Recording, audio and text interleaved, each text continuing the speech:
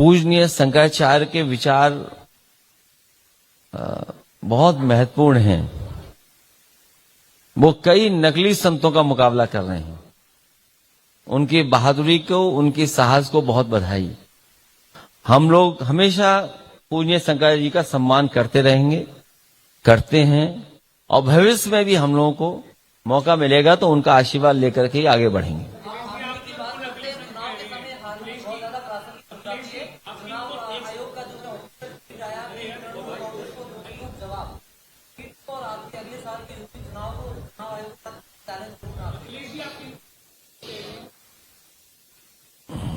कभी आओ यूपी पधारो।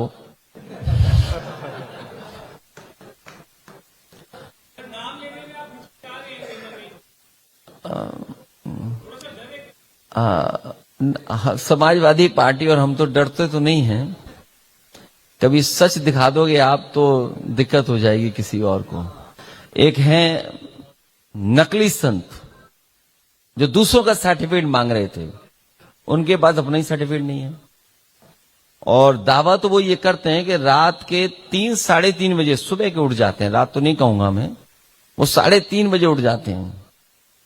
लेकिन जब उन्हें योगा करने का मौका मिला तो वो योगा में डगमगा रहे थे। अब भी नहीं पहचाने। अभी वो जापान गए थे कुछ दिन पहले, तो जैसे ही वहां की बुलेट ट्रेन 500 किलोमीटर की रफ्तार से ऊपर हुई, वो ताली बजाने लगे। और फिर वो उस रफ्तार को दिखाने की जो डिजिट थी, उसमें भूल गए कि वो उंगली कौन सी उठानी है। और कभी उन्हें क्रिकेट खेलते हुए देखना आप, 3 टप्पे के बाद भी वो बल्ला घुमा रहे हैं हवा में। और कभी उन्हें बास्केटबॉल डालते हुए देखोगे तो पाओगे कि वो बुलडोजर से चढ़ करके आएंगे तो अपने आप बास्केट डाल देंगे।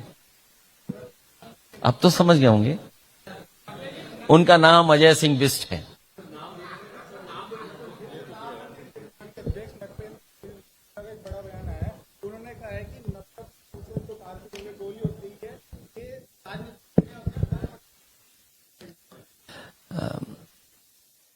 मैं उनके बारे में कुछ नहीं बोलूंगा।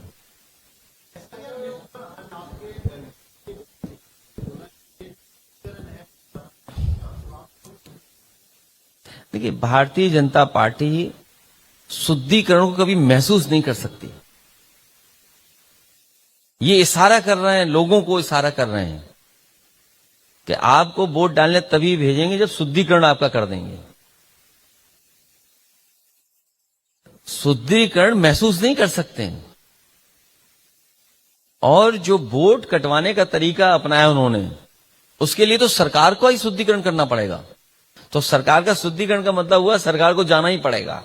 मैं आपके सामने कह रहा हूं ये बात कि जिस समय एसआईआर का एक्सरसाइज चल रही थी, फॉर्म 7 बड़े पैमाने पर भरवाया जा रहा था और फॉर्म 7 से समाजवादी पार्टी के वोट कटवाए जा रहे थे। उस समय हम अपने तमाम जो पीडीए प्रहरी हैं उनका धन्यवाद देना चाहते हैं, कार्यकर्ताओं का, जिन्होंने नजर गड़ाई हुई थी। और हमें वो मौका मिला जहां पर हमने देखा कि भारतीय जनता पार्टी ने एक जो दस्तखत नहीं कर सकता, साइन नहीं कर सकता है, नंदलाल निषाद, उसका फर्जी दस्तखत कराया। और फर्जी दस्तखत करा करके फॉर्म 7 से समाजवादी पार्टी के वोटरों का वोट काटा। जब हम लोगों ने उसे पकड़ लिया और इलेक्शन कमीशन के सामने बात रखी, आज भी इलेक्शन कमीशन ने कोई कार्रवाई नहीं की किसी अधिकारी पर। केवल एक नहीं, मैंने अपनी कॉन्स्टिट्यूंसी में पकड़ा जहां हमारे नगर अध्यक्ष के फर्जी साइन कर करके हमारे वोटर का वोट काट दिया। अब डीएम ये ढूंढ रहे हैं कि ये जानकारी दे कौन रहा था समाजवादी पार्टी को। सोचिए आप, जिला अधिकारी ये ढूंढ रहे हैं कि ये जानकारी हमें कैसे मिल जा रही थी। लेकिन इलेक्शन कमीशन अभी तक कोई कार्रवाई नहीं कर रहा किसी पर। तो इसलिए हम ये कहते हैं कि इलेक्शन कमीशन निष्पक्ष नहीं है। Election commission Bharatiya Janata party के सारे पे काम कर रहा है। ये जो शुद्धिकरण बोलने वाले लोग हैं, इस बार समुदाय, पीडीए इनका शुद्धिकरण कर देगा।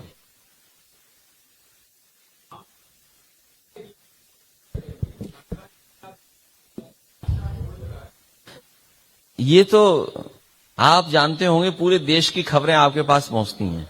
और जानते हैं। वैसे तो बीजेपी हर प्रदेश में हर विपक्ष को परेशान कर रहा है। बीजेपी के लोग इलेक्शन कमीशन के माध्यम से विपक्ष को परेशान कर रहे थे, लेकिन यूपी आते आते भारतीय जनता पार्टी खुद परेशान हो गई। एसआईआर का समय हम लोगों ने कभी नहीं बढ़वाने की मांग की, केवल एक बार बढ़वाने की मांग की केवल। उसके बाद जितना एसआईआर को एक्सरसाइज के लिए समय बढ़ाया गया, वो सब बीजेपी के लोगों के सारे पे बढ़ाया गया। और अब तो वोट सामने आ गए हैं। बड़े पैमाने पर हेरा फेरी की तैयारी थी। अभी हम हर बूथ पर जांच करेंगे कि हमारे वोट के साथ कहीं खिलवाड़ तो नहीं हुई है। क्योंकि मैं जयपुर आ गया था, इसलिए मैं पूरी वोटर लिस्ट नहीं देख पाया हूं, लेकिन हमारी पार्टी के वर्कर्स, कार्यकर्ता पूरी जिम्मेदारी से वोटर लिस्ट बूथ स्तर पे देख रहे हैं कि कहीं कोई वोट गड़बड़ तो नहीं होगा। क्योंकि बंगाल के बाद और अन्य चुनावों के बाद पूरी भारतीय जनता पार्टी यूपी पहुंच जाएगी। और वैसे भी राजस्थान से बड़ा लगाव है यूपी के लोगों को। बहुत सारे लोग राजस्थान के रहने वाले यूपी में हैं, जो चुनाव लड़ाते हैं और देखते हैं चुनाव। आपने कहा कि आप राजस्थान में पीडीए का पौधा रोपने आए। राजस्थान की सियासत में इस तरह की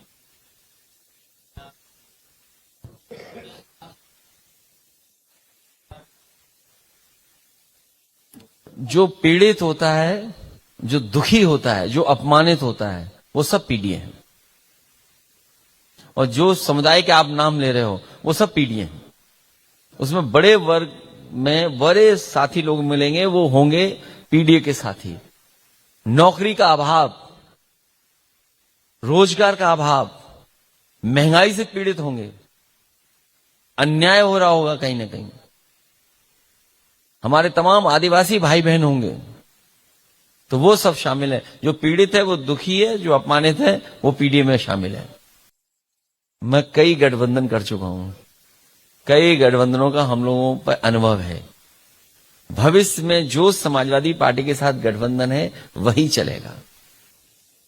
मैं इसको आखिरी सवाल मान के फिर 24 में हम लोगों ने मुकाबला किया और उसका परिणाम यह हुआ कि भारतीय जनता पार्टी वहां हार गई। जो भारतीय जनता पार्टी 400 पार का नारा दे रही थी, संविधान बदलने की बात कर रही थी, यूपी की जनता ने उसको रोका, संविधान बचाया। न केवल संविधान बचाया बल्कि लोकतंत्र को बचाने का काम किया। भविष्य में भी उसी तरीके से, उसी रणनीति से हम लोग काम करेंगे और भारतीय जनता पार्टी का मुकाबला करेंगे। और ऐतिहासिक जीत 2027 में समाजवादियों की और पीडीए समुदाय की होने जा रही है। मैं इन्हीं शब्दों के साथ मैं पत्रकार साथियों का बहुत धन्यवाद देता हूं कि इस बात को कहते हुए कि हारमोनियस पास थी, हारमोनियस हमारा फ्यूचर बनाने का काम करेंगे। और जो विरासत में जो अच्छी चीजें हैं उनको हम लोग अपनाने का काम करेंगे।